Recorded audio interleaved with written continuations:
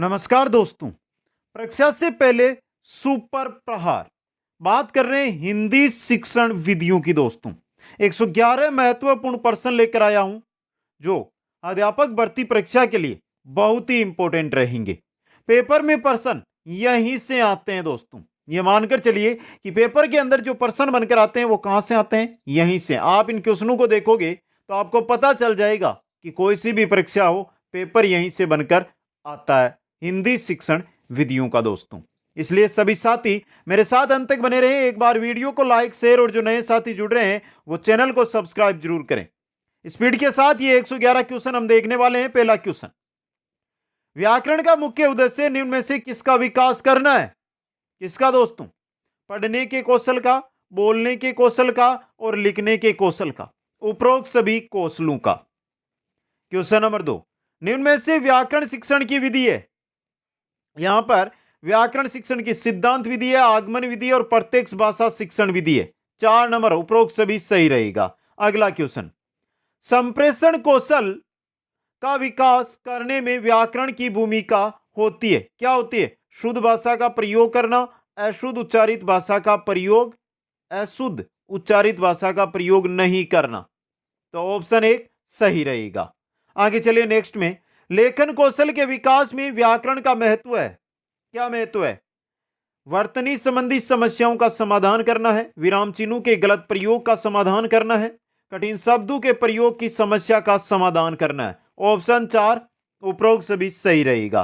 Question number 5, गद्य साहित्य का क्षेत्र है कैसा? व्यापक होता है। गद्य साहित्य का क्षेत्र व्यापक होता है दोस्तों। क्वेश्चन नंबर 6, एनसीएफ ने जोर दिया, किस पर दिया? क्रिया आधारित शिक्षा पर। एनसीएफ ने क्रिया आधारित शिक्षा पर जोर दिया दोस्तों। अगला क्वेश्चन, सतत समग्र मूल्यांकन में C1 ग्रेड मिलता है, किनको मिलता है? 51 से 60% पर। अगला क्वेश्चन, सतत समग्र मूल्यांकन में समेटिव 2 का भारांकन दिया गया है। कितना दिया गया है? 40%। समेटिव 2 का भारांकन 40%। अगला क्वेश्चन, निम्न में गद्य की विधा नहीं है। निबंध है, कहानी है, जीवनी है, रचना नहीं है। गद्य की विधा दोस्तों कौन सी? रचना। अगला क्वेश्चन, शिक्षण की दृष्टि से निबंध अध्ययन का पाठ है। शिक्षण की दृष्टि से निबंध अध्ययन का पाठ गहन अध्ययन का है दोस्तों। कैसा है? गहन अध्ययन का। क्वेश्चन नंबर 11, निम्न में से क्या व्याकरण शिक्षण की प्रवृत्ति है? व्याकरण शिक्षण की साहित्यिक भी होती है और व्यवहारिक भी होती है। 3 नंबर, ऑप्शन 1 व 2 दोनों सही रहेगा। क्वेश्चन नंबर 12, निम्न में से क्या व्याकरण की मुख्य विशेषता है? भाषा की शुद्धता है, शब्द अनुशासन है, भाषा का शरीर ज्ञान है, शरीर विज्ञान या ज्ञान। तो यहां पे ये सभी ऑप्शन 4 सही रहेगा। क्वेश्चन नंबर 13, व्याकरण भाषा निम्न में से किसका साधन है? किसका है? शुद्धता का दोस्तों। किसका है? शुद्धता का। क्वेश्चन नंबर 14, व्याकरण निम्न में से किसकी मुख्य पाठ्य वस्तु है? किसकी? भाषा की दोस्तों। किसकी है? भाषा की। क्वेश्चन नंबर 15, निम्न में से निबंध शिक्षण का उद्देश्य नहीं है। शब्द भंडार में वृद्धि करना है, पाठ में प्रयुक्त कठिन शब्दों का अर्थ बताने व व्याख्या करने की क्षमता है और कविता पाठ का सस्वर विकास करना। निबंध में कहां पर कविता आ गई? तो यह नहीं है दोस्तों, तीसरे वाला यहां पे। क्वेश्चन नंबर 16, मौन वाचन किसके सहारे किया जाता है? मौन वाचन आंखों के सहारे। किसके सहारे? आंखों के सहारे दोस्तों। क्वेश्चन नंबर 17 है, गद्यांश का स्पष्टीकरण एवं व्याख्या करने में निम्न युक्ति का प्रयोग नहीं करना चाहिए। किसका दोस्तों? आलंकारिक भाषा का प्रयोग दोस्तों। अच्छा क्वेश्चन। क्वेश्चन नंबर 18, माध्यमिक व उच्च माध्यमिक स्तर के रचना का पाठ्यक्रम है। कौन सा है दोस्तों? छात्रों को मौलिक कविता, कहानी आदि लिखने की प्रेरणा देना है, समस्या मूलक विषयों पर लिखने का अभ्यास करना है, समीक्षात्मक लेख लिखवाना है। तो उपरोक्त सभी ऑप्शन 4 सही यहां पे रहेगा। क्वेश्चन 19, अर्थबोध विधि को संज्ञा दी जाती है। किसकी? अर्थबोध विधि की दी जाती है। जो क्वेश्चन वही ऑप्शन दे दिया यहां पे। क्वेश्चन 20, माध्यमिक स्तर पर व्याकरण शिक्षण की सर्वोपयुक्त प्रणाली कौन सी है दोस्तों? आगमन निगमन प्रणाली है। कौन सी है? आगमन निगमन प्रणाली दोस्तों। क्वेश्चन 21, मेले एवं त्योहारों आदि का सरल वर्णन करना। पाठ्यक्रम की विषय वस्तु किस स्तर से संबंधित है? किससे है? प्रारंभिक स्तर से दोस्तों। क्वेश्चन 22, निम्न में से क्या व्याकरण शिक्षण का उद्देश्य है? क्या है? ज्ञान है, कौशल है, ज्ञान प्रयोग है, ये सभी। ऑप्शन 4 सही रहेगा। क्वेश्चन नंबर 23, व्याकरण शिक्षण की मुख्य विधि निम्न में से क्या है? क्या है दोस्तों व्याकरण शिक्षण की मुख्य विधि? निगमन भी है और आगमन भी है, एक व दो दोनों। ऑप्शन 3 सही रहेगा। क्वेश्चन 24, अर्थकथन विधि का विकसित रूप। अर्थकथन विधि का विकसित रूप है व्याख्या विधि। क्या है दोस्तों? व्याख्या विधि है दोस्तों। क्वेश्चन 25, किस विधि को सुकरात विधि कहा जाता है? सुकरात कहा जाता है प्रश्नोत्तर विधि को। किसको? प्रश्नोत्तर विधि को दोस्तों। क्वेश्चन 26, निम्न में से गद्य शिक्षण के लिए सर्वोत्तम विधि। गद्य शिक्षण के लिए होती है अर्थबोध विधि सर्वोत्तम विधि दोस्तों। क्वेश्चन नंबर 27, पाठ्यवस्तु के गुण दोषों का विवेचन किस विधि में किया जाता है? किसमें किया जाता है? व्याख्या विधि के अंदर दोस्तों। क्वेश्चन 28, शतपुड़ा विंध्याचल शब्दों को स्पष्ट करने के लिए किस विधि का प्रयोग करना चाहिए? किसका? मानचित्र विधि का दोस्तों। सतपुड़ा विंध्याचल ये पर्वत श्रृंखलाएं, तो मानचित्र के द्वारा। अगला क्वेश्चन, बालन में मनन शक्ति का मुख्य आधार क्या होता है? क्या होता है? भाषा। मनन शक्ति का मुख्य आधार होती है भाषा दोस्तों। क्वेश्चन 30, निम्न में से क्या भाषा का प्रमुख कार्य है? भाषा बालक को समाज से जोड़ने का कार्य करती है। भाषा बालक को भावों व विचारों को अभिव्यक्त करना सिखाती है। भाषा बालक में ज्ञान प्राप्ति हेतु एक माध्यम की भूमिका निभाती है। तीनों है, उपरोक्त सभी। ऑप्शन 4 यहां पे सही रहेगा। क्वेश्चन 31, भाषा शिक्षण का सामान्य उद्देश्य क्या है? क्या होता है? छात्रों में सृजनात्मक शक्ति का विकास करता है, भावानुकूल भाषा प्रयोग, स्वर निर्माण, अंग संचालन का अभ्यास करना है, छात्रों में शुद्ध सरल स्पष्ट ढंग से आत्मा अभिव्यक्ति की योग्यता उत्पन्न करना है। यानी उपरोक्त सभी। ऑप्शन 4 यहां पे सही रहेगा। क्वेश्चन 32, प्राथमिक स्तर पर बच्चे किस प्रकार की कविताएं पसंद करते हैं? कैसी? जिनमें लयात्मकता हो दोस्तों, जिनमें लयात्मकता हो। क्वेश्चन नंबर 33 है, भाषा शिक्षण में शिक्षण सहायक सामग्री का लाभ। क्या लाभ होता है? शब्दों के उच्चारण शुद्ध करने में है, शब्दों के अर्थ निकालने में। तीसरा, 1 व 2 दोनों। ऑप्शन 3 सही रहेगा।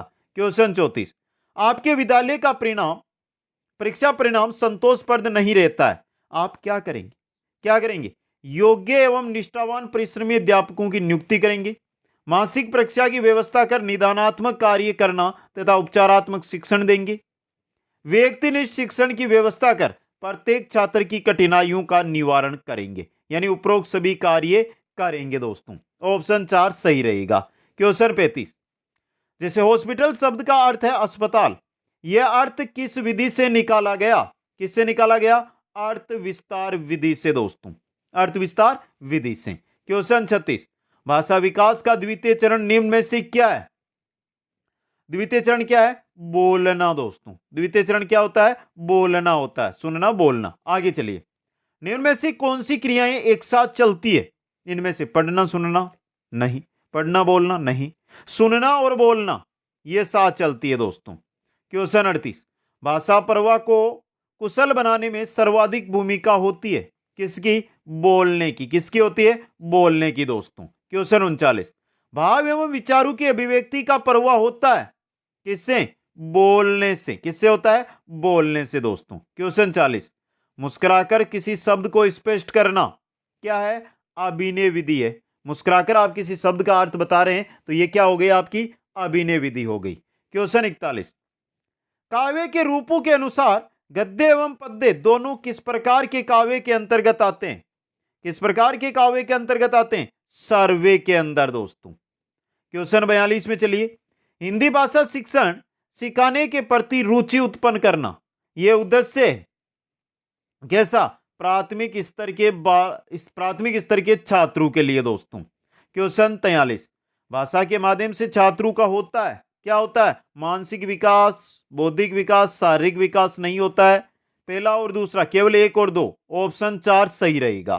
क्वेश्चन 44, निम्न में से क्या एक बोलने तथा सुनने दोनों की विशेषता है? क्या है दोस्तों? शुद्ध उच्चारण करना। क्वेश्चन 45, भाषा विकास का प्रथम चरण, भाषा विकास का प्रथम चरण होता है सुनना, दूसरा होता है बोलना दोस्तों। क्वेश्चन 46, भाषा शिक्षण के अंतर्गत दर्शे सर्वे सहायक सामग्री उपयोगी है किसमें? शिक्षण कौशलों के विकास में है, शिक्षण को रोचक बनाने में है, एक से अधिक इन इंद्रियों को सक्रिय करने में है।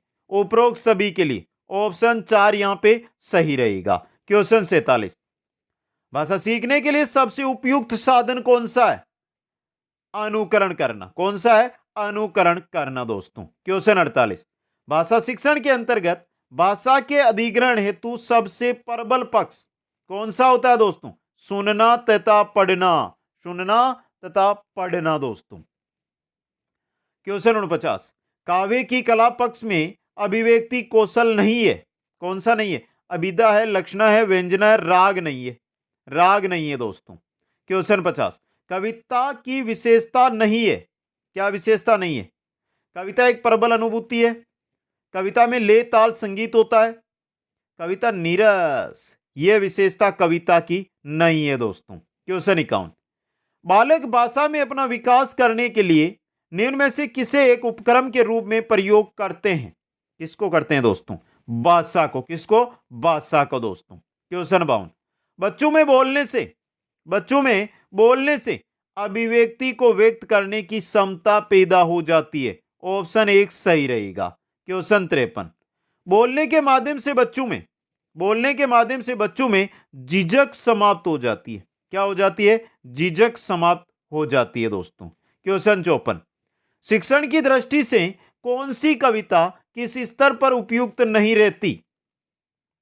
देखिए, प्रारंभिक स्तर पर बाल गीत, माध्यमिक स्तर पर घटना प्रधान कविताएं, उच्च स्तर पर साहित्यिक कविताएं, प्रारंभिक स्तर पर उद्बोध, यह नहीं है।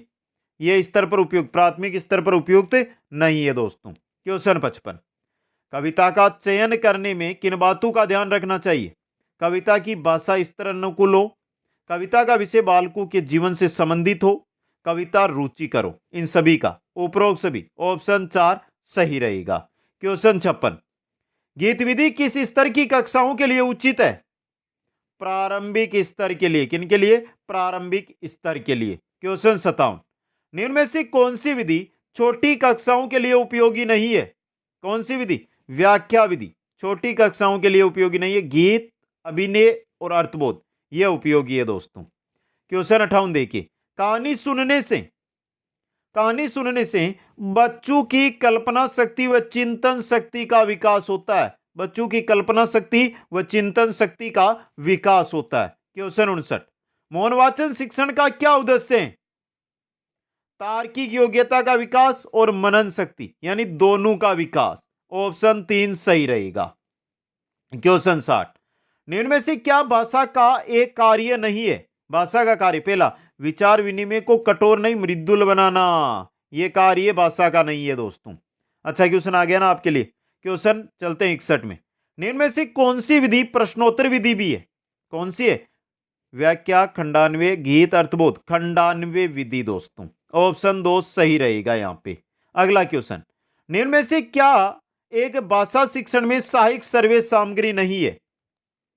ग्रामफोन है, टेप रिकॉर्डर है, चित्र विस्तारक नहीं है। भाषा में चित्र विस्तारक, रेडियो, टेप रिकॉर्ड, ग्रामोफोन, यह भाषा में है दोस्तों। क्वेश्चन 63 नंबर क्वेश्चन है, बालक पहले सीखता है, क्या सीखता है? भाषा। क्या सीखता है? भाषा दोस्तों। क्वेश्चन 64, अभ्यास की अवस्था में महत्व दिया जाता है, किसको दिया जाता है?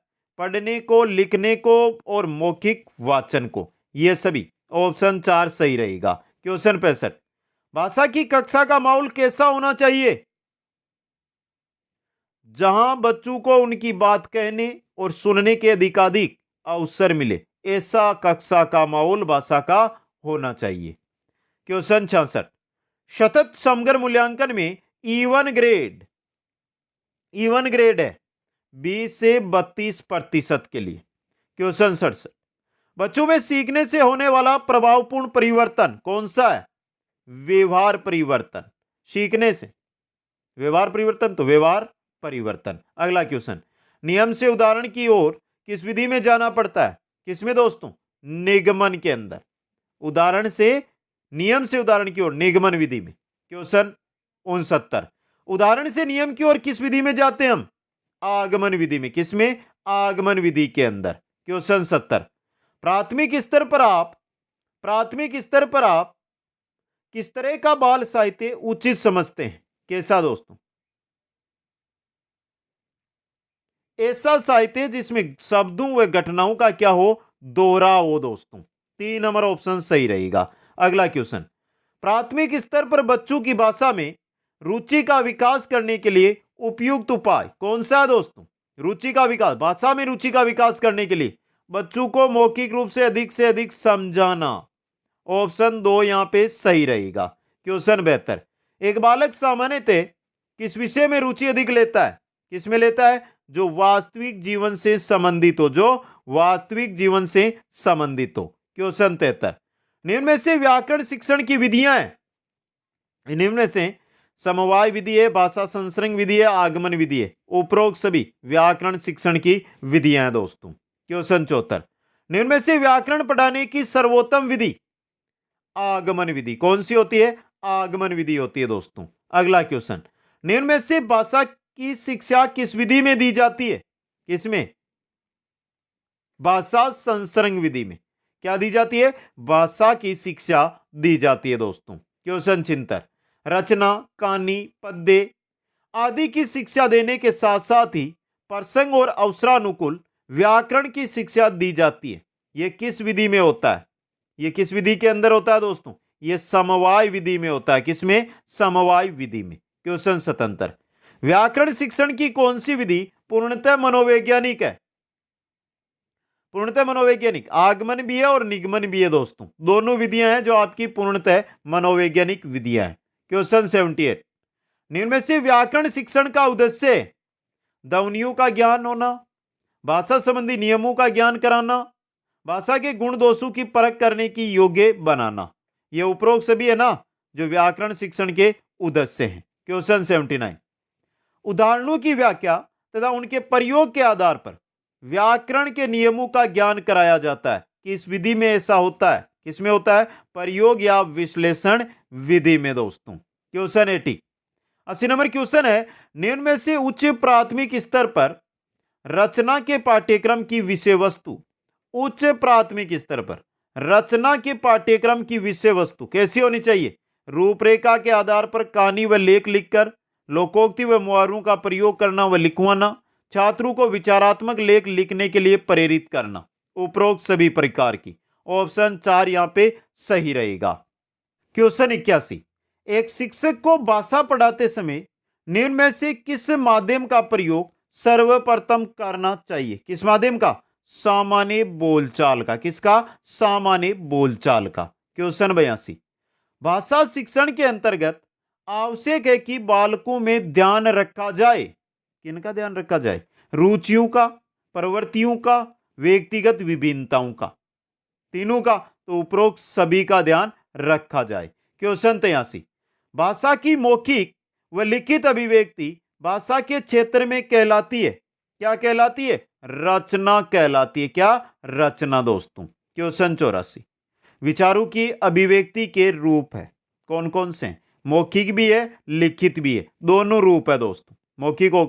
मौखिक और लिखित विचारों की अभिव्यक्ति के रूप दोस्तों। क्वेश्चन 85, निम्न में मौखिक अभिव्यक्ति रचना शिक्षण का उद्देश्य है विचारों को प्रकट करने की योग्यता का विकास करना, उचित स्तर बलाघात का ध्यान करते रखते हुए अभिव्यक्ति का विकास करना, भावों व विचारों को अभिव्यक्त करने की क्षमता का विकास करना। उपरोक्त सभी रहेंगे यहां पे। 4 नंबर ऑप्शन आपका। क्वेश्चन 86, निम्न में रचना शिक्षण की विधियां हैं। रचना शिक्षण की विधियां खेल विधि है, रूपरेखा विधि है और उद्बोधन विधि है। उपरोक्त सभी विधियां। ऑप्शन 4 सही रहेगा। क्वेश्चन 87, भाषा शिक्षण में सबसे महत्वपूर्ण सिद्धांत है कौन सा है? आवर्ती का सिद्धांत, बार बार दोहराव। क्वेश्चन 88, भाषा शिक्षण में चयन का सिद्धांत आधारित है किस पर? अध्यापक पर। चयन का सिद्धांत अध्यापक पर आधारित है दोस्तों। क्वेश्चन 89, भाषा शिक्षण का सामान्य उद्देश्य क्या है? क्या होता है दोस्तों? पढ़कर अर्थ ग्रहण करना, बोलकर अपनी अभिव्यक्ति बताना, दूसरों को सुनकर समझना, यही भाषा शिक्षण का सामान्य उद्देश्य है। उपरोक्त सभी। ऑप्शन 4 सही रहेगा। क्वेश्चन 90, कविता शिक्षण के अंतर्गत सिखाने का मुख्य उद्देश्य क्या होता है? क्या होता है? भावों की अनुभूति कराना, भावों की अनुभूति कराना दोस्तों। क्वेश्चन 91 में उद्बोधन विधि का प्रयोग किस स्तर पर उपयोगी है? उद्बोधन विधि का उपयोग किस स्तर पर? माध्यमिक स्तर पर दोस्तों। क्वेश्चन 92 में निम्न में उच्च स्तर पर रचना शिक्षण में प्रयोग की जाने वाली विधि कौन सी विधि है दोस्तों? मंत्रणा विधि है। कौन सी है? मंत्रणा विधि। क्वेश्चन 93 में बच्चों का सक्रिय शब्दकोश किसे कहते हैं? किसको कहते हैं दोस्तों? किसको? जिन शब्दों का अर्थ बच्चे जानते हैं और प्रयोग करते हैं उसी को सक्रिय शब्दकोश कहते हैं। क्वेश्चन 94 में भाषा शिक्षण के अंतर्गत उपयुक्त शिक्षण सूत्र है। कौन सा है? उपयुक्त शिक्षण सूत्र कठिन से सरल, अज्ञात से ज्ञात, मूर्त से अमूर्त की ओर, मूर्त से अमूर्त की ओर दोस्तों। क्वेश्चन 95 भाषा शिक्षण में पाठ्य सामग्री और उसकी शिक्षण प्रणालियों में चुनाव निम्न में से किस आधार पर किया जाना चाहिए? किस आधार पर? बच्चों की आवश्यकताओं के आधार पर, बच्चों की आवश्यकताओं के आधार पर दोस्तों। क्वेश्चन चिन्ह में भाषा शिक्षण में छात्रों को क्रियाशील बनाने हेतु आवश्यक है। क्या आवश्यक है दोस्तों? क्या है? प्रश्न पूछना, अभ्यास कराना, साहित्यिक कार्यक्रमों का आयोजन करना, उपरोक्त सभी। समझ गए? अगला क्वेश्चन भाषा शिक्षण में बालकों की विस्मृति को रोकने के लिए आवश्यक है। क्या है? अभ्यास। बार बार अगर हम अभ्यास नहीं करेंगे तो उस चीज को हम भूल जाएंगे। क्वेश्चन 98 निम्न में रचना शिक्षण के अंतर्गत आती है।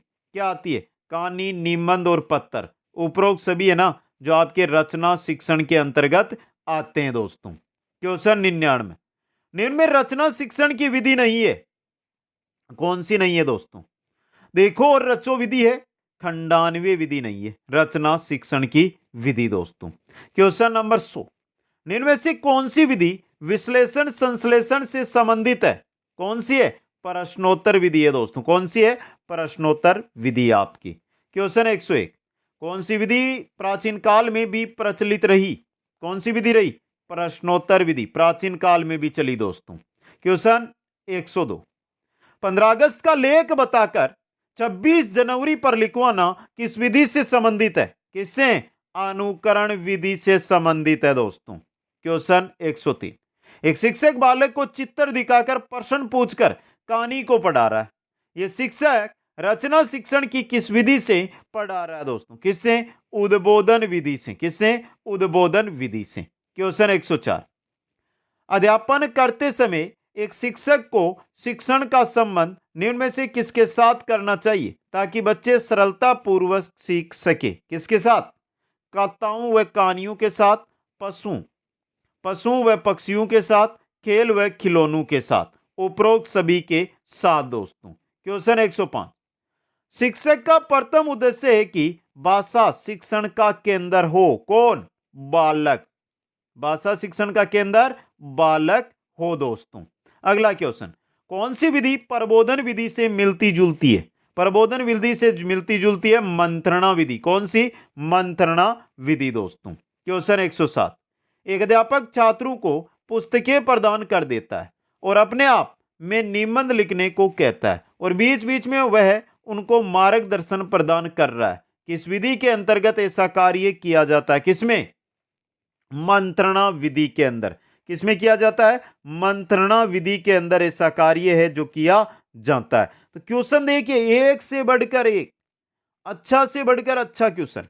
क्वेश्चन नंबर 8 एक अध्यापक अपना व्याख्यान समाप्त कर विद्यार्थियों को रचना कार्य करने को कहता है। किस विधि के अंतर्गत यह आता है? किसमें आता है? प्रवचन विधि के अंदर दोस्तों। प्रवचन विधि में। क्वेश्चन 109 उद्बोधन, प्रबोधन और प्रश्नोत्तर आदि कई विधियों का मिश्रित रूप कौन सी है? रूपरेखा विधि है। रूपरेखा विधि दोस्तों। क्वेश्चन 110 सूत्र विधि के नाम से किस विधि को जाना जाता है? किसको? रूपरेखा विधि को। और क्वेश्चन नंबर 111 निम्न में से क्या भाषा शिक्षण में सीखने की एक विशेषता नहीं है? क्या नहीं है दोस्तों? भाषा के ज्ञान में विकास करता है। भाषा ज्ञान में विकास करता है, भाषा शिक्षण हेतु सुलभ वातावरण तैयार करता है, भाषा शिक्षण में अंतर्गत असक्रिय रहता है, भाषा शिक्षण के अंतर्गत सक्रिय रहता है। यह विशेषता नहीं है आपकी तीसरी वाली। और ये थे 111 हिंदी शिक्षण विधियों के।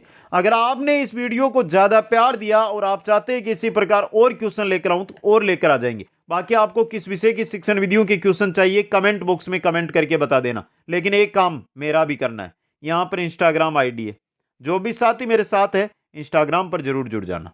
आप सभी साथियों का बहुत बहुत धन्यवाद। वीडियो को लाइक शेयर और चैनल को सब्सक्राइब करना।